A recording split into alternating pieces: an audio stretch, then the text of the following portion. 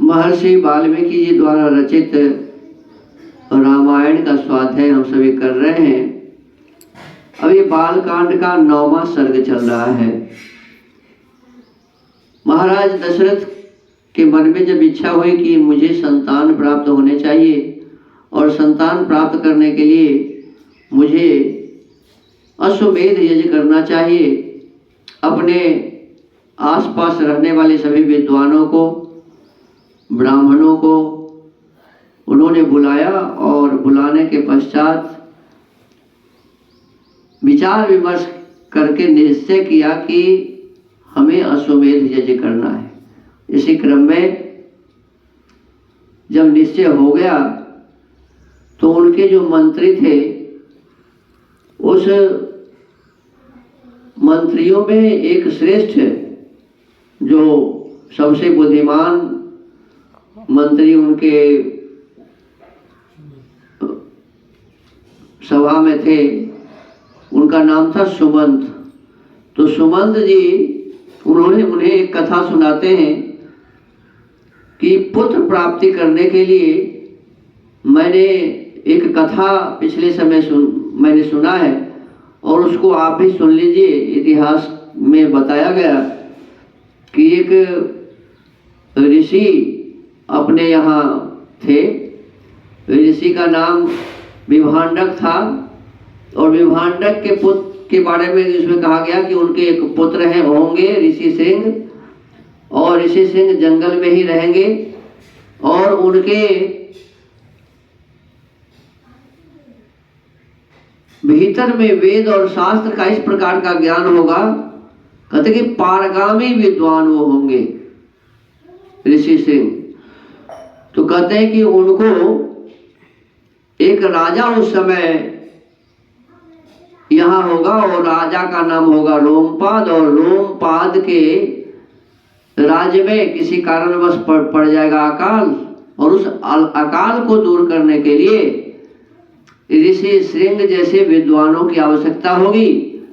और उनके साथ राजा रोमपाद यदि अपनी पुत्री की शादी करा देंगे तो फिर वर्षा होने लगेगी, अकाल खत्म हो जाएगा। इस प्रकार के भाव कल प्रकट किए गए थे। कहते हैं राजन, विभांडक के पुत्र ऋषि सिंह वेदों के पारगामी विद्वान हैं। भूपाल, आप सभी उपायों से उन्हें यहाँ ले आइए, बुलाकर उनका भली भांति सत्कार कीजिए, फिर एकाग्रचित हो वैदिक विधि के अनुसार उनके साथ अपनी कन्या शांता का विवाह कर दीजिए। तो रोमपाद की पुत्री शांता है, जिसके संबंध में कहा जा रहा है कि ऋषि सिंह के साथ विवाह कर दीजिए, जबकि ऋषि सिंह तो वन में रहने वाले, जंगल में रहने वाले ऋषि हैं, विद्वान हैं, वेदों के पारगामी विद्वान हैं। तो फिर ये ब्रह्मचारी किस प्रकार से शादी करेंगे? आगे कहते हैं, तेषां तो वचनं श्रुत्वा राजा चिंतां प्रपत्स्यते, केनोपायेन वै शक्य मिहाने तुम सवीर्यवान। उनकी बात सुनकर राजा इस चिंता में पड़ जाएंगे कि किस उपाय से उन शक्तिशाली महर्षि को यहाँ लाया जा सकता है। ततो राजा विनिश्चित्य सह मंत्रिभिरात्मवान् पुरोहितममात्यांश्च प्रेषयिष्यति सत्कृतान्। फिर वे मनस्वी नरेश मंत्रियों के साथ निश्चय करके अपने पुरोहित और मंत्रियों को सत्कार पूर्वक वहां भेजेंगे। ते तो राज्यो वचः श्रुत्वा व्यथिता विनताननाः न गच्छेम ऋषिर्भीता अनुनेष्यन्ति तं नृपम्। राजा की बात सुनकर वे मंत्री और पुरोहित मुंह लटकाकर दुखी हो यूं कहने लगेंगे कि हम महर्षि से डरते हैं, इसलिए वहां नहीं जाएंगे। यूं कहकर वे राजा से बड़ी अनुनय विनय करेंगे। वक्ष्यन्ते चिन्तयित्वा ते तस्योपायान् शतान् क्षमान् आनेष्यामो वयं विप्रं न च दोषो भविष्यति। इसके बाद सोच विचार कर वे राजा को योग्य उपाय बताएंगे और कहेंगे कि हम उन ब्राह्मण कुमार को किसी उपाय से यहाँ ले आएंगे, ऐसा करने से कोई दोष नहीं घटित होगा। एवं अंगाधिपेनैव गणिकाभिर्दिशे सुतः आनीतो वर्षयद्देवः शांता चास्मै प्रदीयते। इस प्रकार वेश्याओं की सहायता से अंगराज मुनि कुमार ऋषि सिंह को अपने यहाँ बुलाएंगे। उनके आते ही इंद्रदेव उस राज्य में वर्षा करेंगे, फिर राजा उन्हें अपनी पुत्री शांता समर्पित कर देंगे। अब बताइए, माने एक ऋषि मुनि विद्वान ब्रह्मचारी को अपने पुत्री से शादी कराने के लिए किस प्रकार का काम करेगा? वेश्या को भेजेगा और वेश्या बहला फुसलाकर उस ऋषि श्रृंग को राजा रोमपाद के पास ले आएगा। इस प्रकार की बातें इसमें कही गई है। ये लगता है कि सब प्रक्षिप्त श्लोक है, ये महर्षि वाल्मीकि जी के लिखे हुए नहीं हैं। एक ऋषि के साथ इस प्रकार का कोई व्यवहार करे तो न तो वो राजा कहलाएगा, और यदि कोई ऋषि किसी वेश्या के बहकावे में आ जाए तो फिर वो ऋषि भी नहीं कहलाएगा। कोई अच्छा आदमी है, उसे कोई साधारण लोभ दिखाए और वो उस लोभ में फंस जाए तो अच्छा थोड़े कहा जाएगा उसे। ऐसे व्यक्ति को अच्छा नहीं कहा जा सकता। तो ये साफ साफ लग रहा है कि ये विषय ही इसमें गलत कहीं से डाला गया है किसी कारणवश। तो इस पर विचार करने की आवश्यकता है।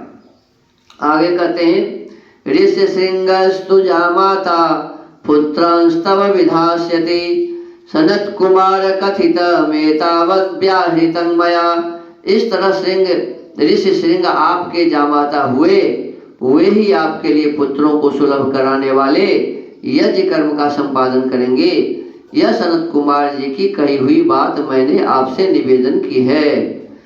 तो सुमंत्र जी जो कथा सुने थे सनत कुमार के माध्यम से, जो उस समय प्रचलित था, जो पुराण आदि में वर्णित था, तो उस हिसाब से इस कथा को ये सुमंत्र जी जाने थे और राजा को सुनाए।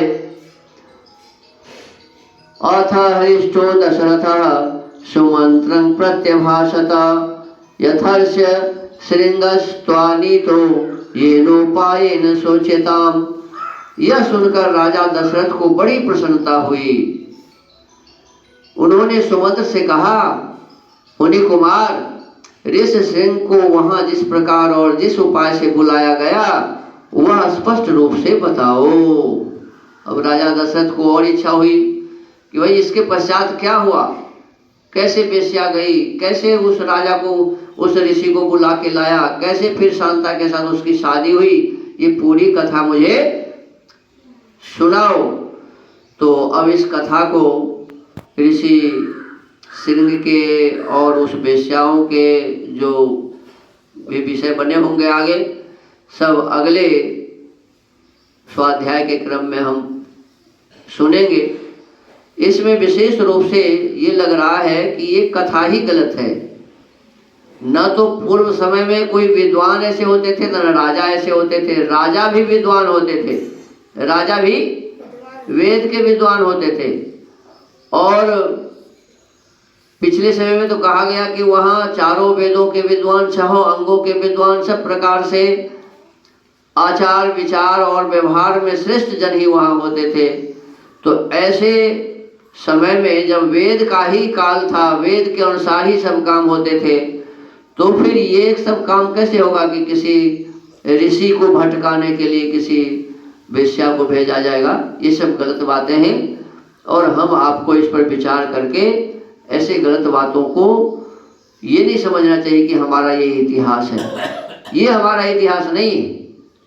कोई भी गलत विचार कोई घुसा दिया है उसको हम अपना इतिहास मानेंगे तो ये अच्छी बात है नहीं है। आज के स्वाध्याय के क्रम को यही विराम देते हैं। ओम।